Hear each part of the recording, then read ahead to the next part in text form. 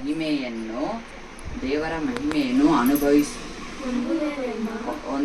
ದೇವರ ಮಹಿಮೆಯನ್ನು ಹೊಂದುವೆವೆಂಬ ಭರವಸೆಯಿಂದ ಉಲ್ಲಾಸವಾಗಿದ್ದೇವೆ. ದೇವರ ಉಲ್ಲಾಸವಾಗಿದೆ. ಇದು ಮಾತ್ರವಲ್ಲದೆ ನಮಗೆ ಉಂಟಾಗುವ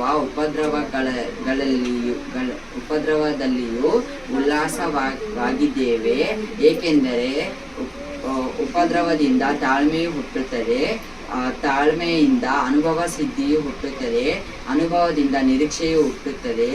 ಈ ನಿರೀಕ್ಷೆಯು ನಮ್ಮ ಆಶೆಯನ್ನು ಭಂಗಪಡಿಸುವುದಿಲ್ಲ.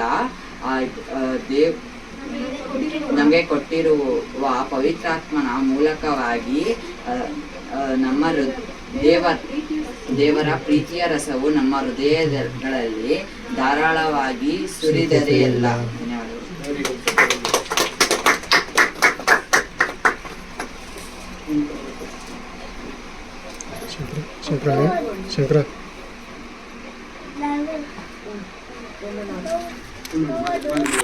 ಎಲ್ಲರಿಗೂ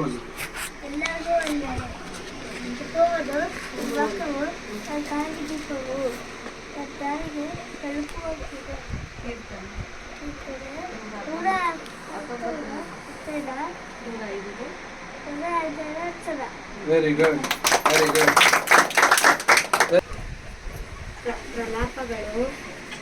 ಪ್ರಲಾಪಗಳು 8ನೇ ಅಧ್ಯಾಯ 25, 26, 27 ವಚನ. ಯೆಹೋವನು ತನ್ನನ್ನು ನಿರೀಕ್ಷಿಸುವವನಿಗೆ ಹುಡುಕುವವನಿಗೆ ಮಹೋಪಕಾರಿಯಾಗಿದ್ದಾನೆ. ಯೆಹೋವನ ರಕ್ಷಣಾನಂದವನ್ನು ಶಾಂತಿಯಿಂದ ನೋಡುವುದು ಎಷ್ಟೋ ಒಳ್ಳೆಯದು. ಯೌವನದಲ್ಲಿ ನೊಗಹೋಲುವುದು ಮನುಷ್ಯನಿಗೆ ಲೇಸು. ಯಾಕೋಬ 4ನೇ ಅಧ್ಯಾಯ 10ನೇ ವಚನ. ನಿಮ್ಮನ್ನು ಕರ್ತನ ಮುಂದೆ ನಿಮ್ಮನ್ನು ತಗ್ಗಿಸಿಕೊಳ್ಳಿರಿ, ಆಗಲೇ ಆತನು ನಿಮ್ಮನ್ನು ಮೇಲಕ್ಕೆ ತರುವನು. 1 ಕೊರಿಂಥ 2ನೇ ಅಧ್ಯಾಯ 9ನೇ ವಚನ.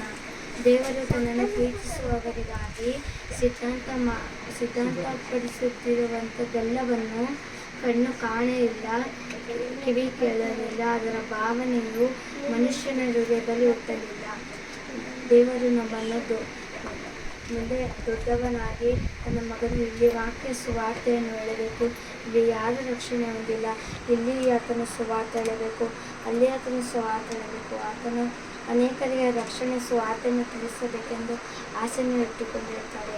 ಅದಕ್ಕೆ ನಾವು ಈಗಲಿಂದಲೇ ನಾವು ಪ್ರಯಾಸ ಪಡಬೇಕು, ದೇವರಲ್ಲಿ ನಿಂತುಕೊಳ್ಳಬೇಕು.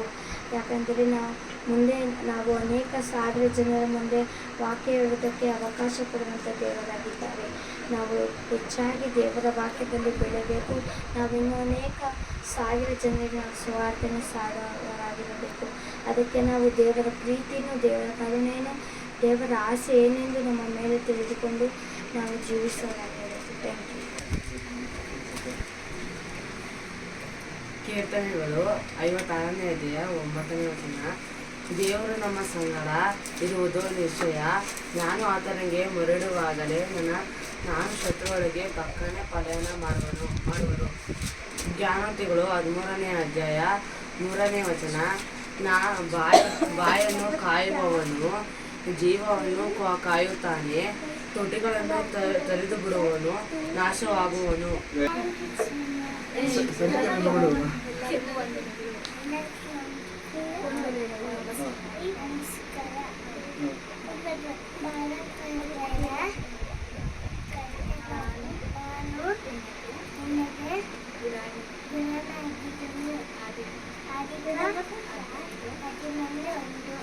Very good.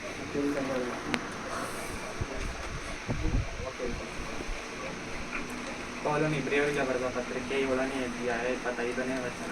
ಆದ ಕಾರಣ ಆತನು ತನ್ನ ಮೂಲಕ ದೇವರ ಬಳಿಗೆ ಬರುವವನು ಸಂಪೂರ್ಣವಾಗಿ ರಕ್ಷಿಸುವುದಕ್ಕೆ ಶಕ್ತನಾಗಿದ್ದಾನೆ, ಅವರಿಗೋಸ್ಕರ ವಿಜ್ಞಾಪನೆ ಮಾಡುವುದಕ್ಕೂ ಯಾವಾಗಲೂ ಬದುಕುವನಾಗಿದ್ದಾನೆ. ಯೋಹಾನನು ಬರೆದ 1ನೇ ಪತ್ರಿಕೆ 2ನೇ ಅಧ್ಯಾಯ 2ನೇ ವಚನ.